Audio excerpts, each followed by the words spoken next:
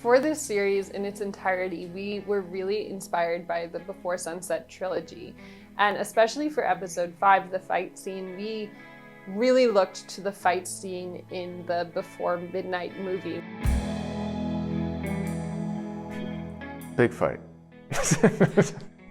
Lukas is trying to navigate the situation and be supportive, and I think what he's confronted with in that episode is what he believed is supportive is not supportive for Mila. That's a massive confrontation because their definitions of that word are different. This is the moment where they're laying all of these bones out on the table. And I think that what we wanted to do as writers, but also as directors in making this piece function between the pair, was showing that either could really be right. In some sense, Lukas is right because he is abandoned physically by Mila. But in another sense, Mila felt emotionally abandoned by Lukas. She felt kind of put in this box that she wasn't sure she could fit into. That dynamic of physical betrayal, emotional betrayal, that's a vein throughout our entire series.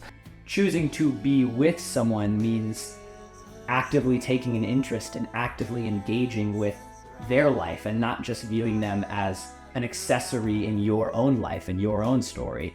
And so Mila's resentment for Lukas is coming from a place of feeling like she's been playing second fiddle, and now that she has this opportunity to blossom and come into herself, instead of supporting her, Lukas is resentful of her or is holding her back.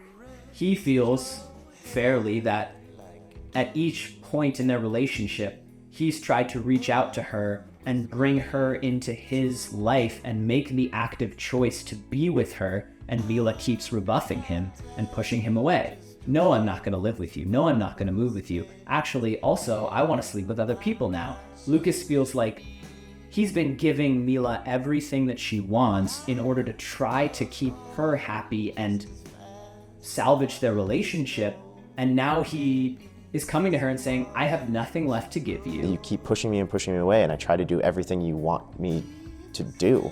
Or I try to, actually even worse than that, I try to let you do everything you want to do to the best of my ability.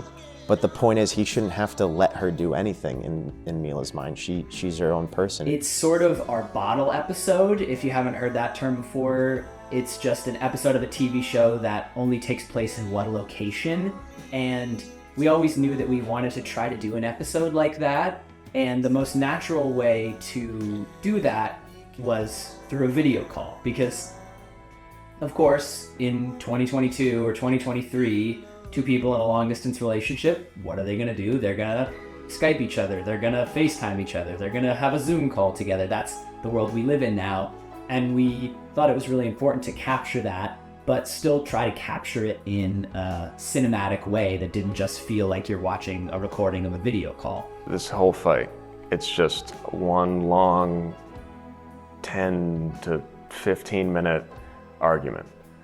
And you want it to be quick, quick enough where it's like there's not long pauses in terms of like things are falling flat. But I thought in terms of the slow beats that I took after certain responses, those like long pauses on either Mila or Lukas's face as they either say their line or receive a line, and how they respond to it and what you see in their eyes. I really like that, and I thought that perfectly conveys what we're going through. It's not just them delivering lines. We're seeing way more than that. We're seeing them process. We're seeing them gruel through it just like we are watching it. It was the first day of filming for me.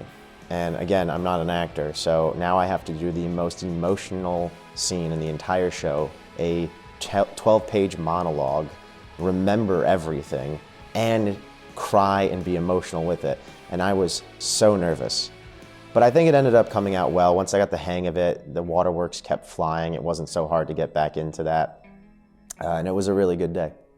It's a tough place to sit in as an audience member who hopefully is invested in Mila and Lukas's story, but don't worry, you'll get some answers soon.